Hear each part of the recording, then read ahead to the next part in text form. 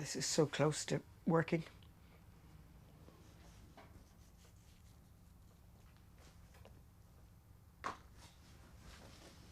I need a little strip of paper to hold this together.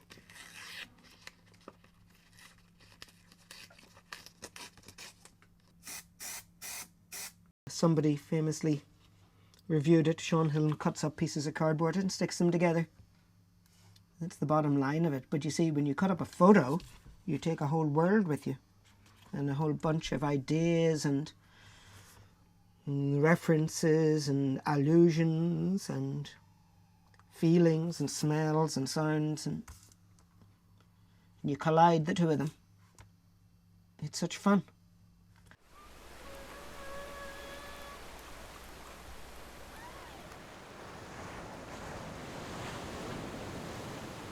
People believe politics and art don't mix, whereas I believe they do. I believe they do. But that's because I'm a political creature. I think everything human is political. I think I'm a provocative artist, and maybe that's one of my strategies, is to provoke, you know. My first ever show was called the Think for Yourself show, and you could call the last one that as well, really.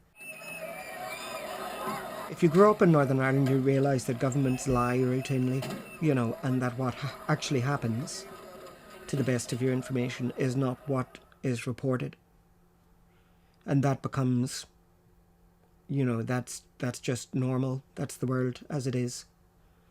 I think you're fortunate, actually, to learn that in a way, because most people don't know that. Well, as I looked up, and all of a sudden it smashed right dead into the center of the World Trade Center. Exploded into flames and black smoke. I was in my little studio on the day of 9/11, and I turned on the telly by accident, I think, and the first plane had hit, of course, but the second one hadn't, so I saw the second plane hitting, I think, on TV, like a lot of people did. Of course, that now looks staged. Well, it is staged. It looks very, you know, one believes it was staged. That hole is very weird. Punched out in the third ring of the Pentagon. This is a little bit of the engine. This is in the year before they did a drill of a plane crashing into the Pentagon. Although, of course, they lied afterwards and said they'd never thought of such a thing. But the facts, as they appear to be, say that governments have always done these things. They manipulate public opinion using terror. They always have.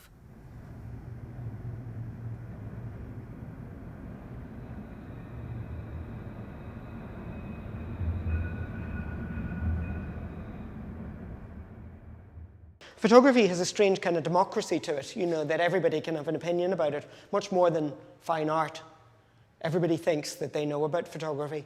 I think my style is kind of, I have a quirky style. I think I have an interesting eye. Oh look, key. There's a collection. I haven't started.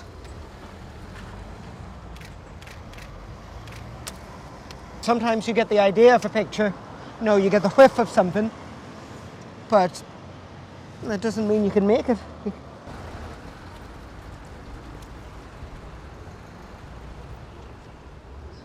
It's such fun. It's like chasing some little furry animal. It's quite fugitive, and it mightn't be back again.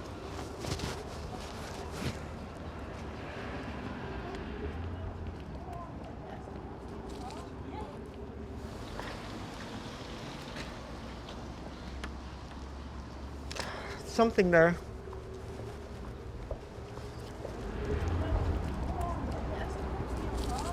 Oh, it's so dismal, it's so sad. There's something in the abandoned spaces that occasionally speaks of the kind of disillusionment and the sadness of it all. Every shop, there must be 4 or 5 people who aren't working now because of it. I don't know what I'm doing with it. I'm trying to get people to think about it as usual.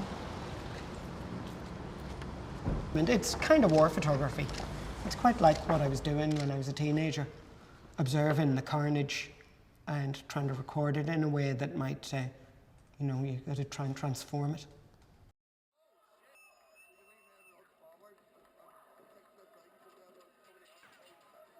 Humour is necessary to deal with something unapproachable. Heaney said that, I was one of those people who realised that I was in two worlds at once. And that's obviously true about the North, that it is two places at once. In the Troubles work, I mixed touristy London with my experience of the conflict, my own pictures of the conflict. So that's a new world made of the conflict between those two. And so I did a whole series of those, didn't I? Where the spaceman arrives here, that's Yuri Gagarin, and everything is strange.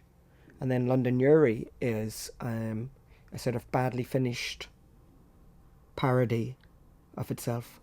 And Atlantis is a kind of heightened, invented place that we know, but it's obviously not real, but it certainly plays on appearing real. I mean, that's one of the running jokes about it, I suppose.